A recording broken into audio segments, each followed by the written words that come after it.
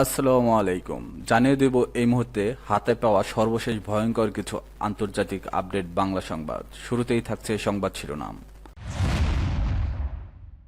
শুরুতেই জানিয়ে দেব ইরানের পারমাণবিক কর্মসূচি কেন এত গুরুত্বপূর্ণ। জানিয়ে দেব যুদ্ধবিরতির জন্য অনুনয় বিনয় করছে ট্রাম্প।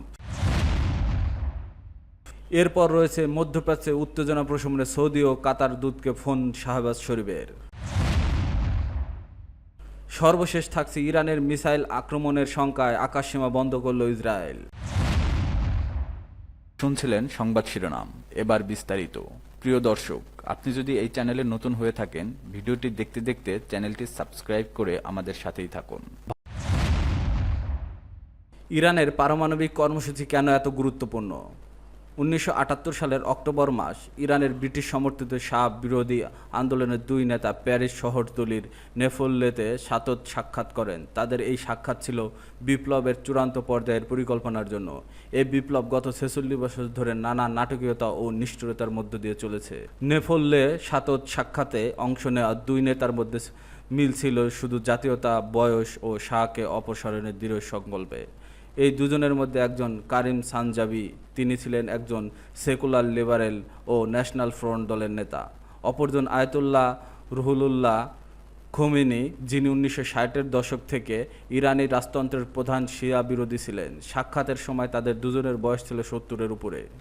সানজাবি প্যারিসের আসনে একটি বিপ্লবী ঘোষণাপত্রের খসড়া নিয়ে এতে লেখা ছিল, বিপ্লব হবে দুটি মূলনীতির উপর ভিত্তি করে, গণতন্ত্র ও ইসলাম। তবে সানজাবির পরে ইতিহাসবিদদের জানান, সেই বৈঠকে খোমেনি নিজ হাতে একটি তৃতীয় মূলনীতি যোগ করেন, স্বাধীনতা।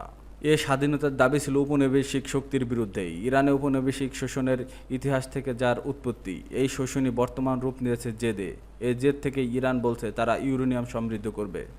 2000 সালের পর থেকে বিভিন্ন সময় ইরান ও পশ্চিমাদের মধ্যে আলোচনা হয়েছে, তবে এসব আলোচনা ভেস্তে গেছে ইউরেনিয়াম ইস্যুতে। অবশেষে ওবামা প্রশাসনের আমলে 2015 সালে ইরানের পরমাণু কর্মসূচি নিয়ে যুক্তরাজ্য, জার্মানি, ফ্রান্স, যুক্তরাষ্ট্র, রাশিয়া ও চীন একটি চুক্তি হয়, যা জেসিপিও নামে পরিচিত। অনেক মার্কিনী ধারণা, ইরানের ইউরেনিয়াম সমৃদ্ধকরণ পারমাণবিক বোমা বানানোর গোপন উদ্দেশ্যের ফল। যদিও ইরানের সর্বোচ্চ নেতা একাধিকবার পারমাণবিক অস্ত্রের বিরুদ্ধে ফতোয়া জারি করেছেন, তবে যুক্তরাষ্ট্রের দৃষ্টিতে তার নিছক ধোঁয়াবাজি। মার্কিন ভাইস প্রেসিডেন্ট জেডি ভ্যান্স গত সপ্তাহে সোশ্যাল প্ল্যাটফর্মে লেখেন, নাগরিকরা পারমাণবিক শক্তি চাই, এটা এক জিনিস, আর ইউরেনিয়াম সমৃদ্ধকরণ আরেক জিনিস। ইরান গোপন ইউরেনিয়াম সমৃদ্ধকরণে বাধ্যবাধকতা লঙ্ঘন করছে, তার পারমাণবিক অস্ত্র তৈরি করতে চায়। পারমাণবিক শক্তির ক্ষেত্রে 3.67% ইউরেনিয়াম যথেষ্ট, তবে অস্ত্র তৈরি করতে হলে 90% ইউরেনিয়াম প্রয়োজন। ইরান 60% পর্যন্ত ইউরেনিয়াম সমৃদ্ধ করেছে, যেটা 90-তে পৌঁছাতে খুব বেশি সময় লাগে না। ইরান যুক্তি দেয়, তাদের এই সমৃদ্ধকরণ কোনো গোপন উদ্দেশ্য নয়, বরং ডোনাল্ড ট্রাম্প 2018 সালে জেসিপিএ থেকে একতরফা সরে যাওয়ার জবাব। এই সিদ্ধান্ত ইরানকে বহু নিষেধাজ্ঞার মুখে ফেলেছে। মার্কিন প্রশাসনের জন্য অনেকেই তেহরানের সঙ্গে বাণিজ্য করতে পারে না। এ কারণেই ইরানের রাজনৈতিক নেতারা গত এক দশকে বারবার বলছে আমেরিকানরা বিশ্বাসযোগ্য নয়। তারা বলছে পশ্চিমা বিশ্ব কথা রাখেনি। অন্যদিকে ইসরায়েল অনবরত পশ্চিমাদের সাহায্য পাচ্ছে, যা ইরানিদের মধ্যে ক্ষোভ তৈরি করছে।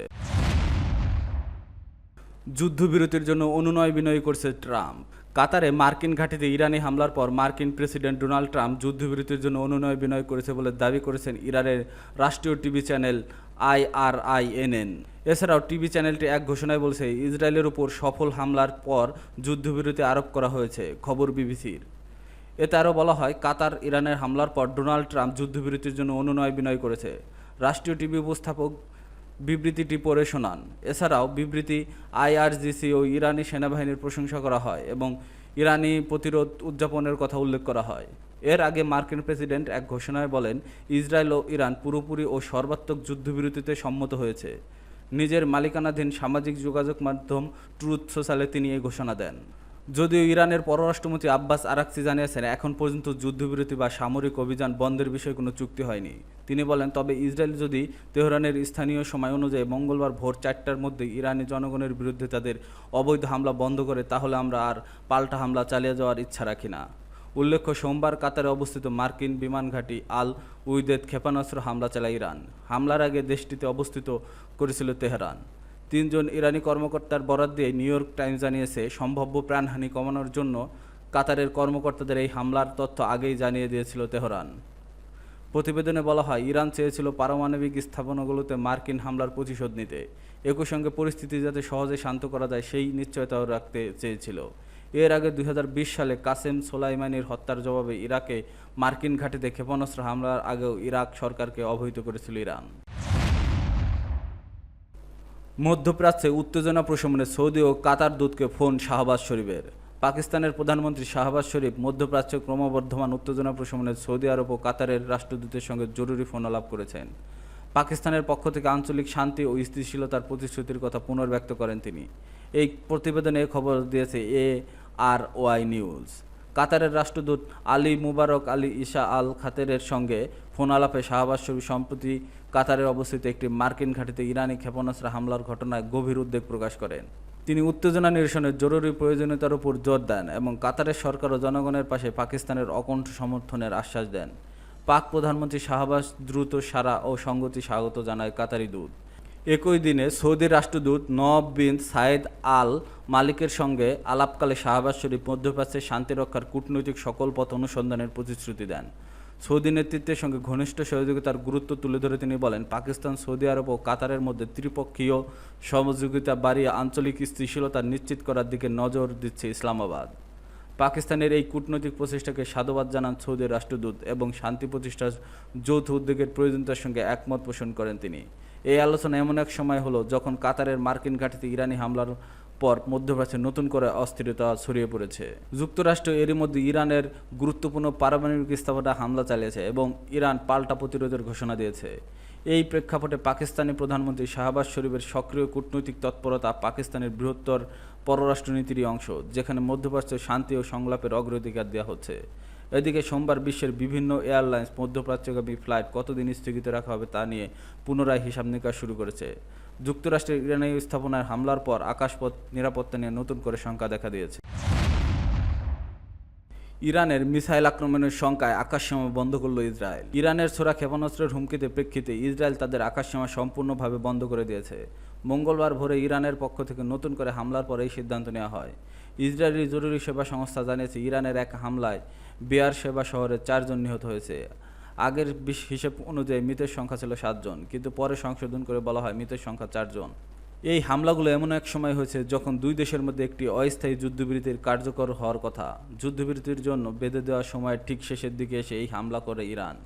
হামলার পর দেশটির পররাষ্ট্রমন্ত্রী আব্বাস আরাকচি মন্তব্য ইরানের অবস্থান স্পষ্ট করেছে। তিনি বলেন, ইসরায়েল যদি বিমান হামলা বন্ধ করে তবে ইরানও হামলা বন্ধ করবে। স্থানীয় সময় মঙ্গলবার ভোর 4টার পর এই হামলা শুরু হয়। এরপরই ইসরায়েল সরকার সব যাত্রীবাহী ও জরুরি ফ্লাইট বন্ধের ঘোষণা দেয়। আকাশে থাকা কিছু বিমান ভূমধ্যসাগরের উপর ঘুরতে থাকে, কারণ তারা নামার অনুমতি পায়নি। এদিকে যুক্তরাষ্ট্রের প্রেসিডেন্ট ডোনাল্ড ট্রাম্প ঘোষণা দিয়েছে, ইসরায়েল ও ইরানের মধ্যে 24 ঘন্টার মধ্যে সম্পূর্ণ চূড়ান্ত যুদ্ধবিরতি কার্যকর হবে।